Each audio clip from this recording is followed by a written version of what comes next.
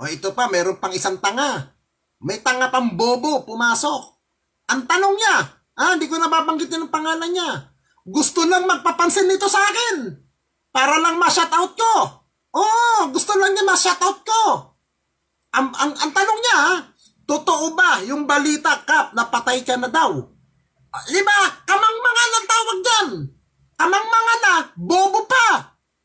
Maliban pa sa bobo, inutil pa. Diba?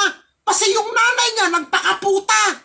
Nagpakantot yung kani-kanino. Ayan, bobong lumabas. Diba? Tatanungin mo kung totoong patay na ako? Hindi mo nakikita, naka-live, nagsasalita. Diba? Magtatanong ka dyan kung totoo bang patay na ako? Kung di ka ba tanga? Ang patay ba nakakapag-live ba? Nakakapagsalita pa ba? At higit sa lahat, ang patay ba? Ito, para sa'yo to. Ito, nakakapag-pakyo pa para sa'yo. Di ba? Mangmang ka. Tatanong ka ng ganun. Gago, bobo ang puki ng inang to. Tatanungin mo ako kung totoo bang patay na ako. Nakikita mo nga nagla-live ako eh. Di ba? Di, alam nyo, karamihan na nanonood sa akin dyan.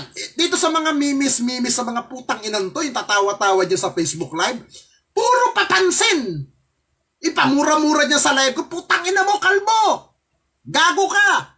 Putang ina ninyo, gusto nyo lang magmura dyan para lang mapansin ko at mabanggit ko pangalan nyo at ma-shout out. Putang ina ninyo. Di ba? Ganyan ba kayo ka-abnormal? Di ba? Kaya nga yung ibang naghingi sa akin ng videos at binablock ko na nga lang eh. Di ba? Tangina ninyo, di ba kayo naaawa sa mga magulang ninyo?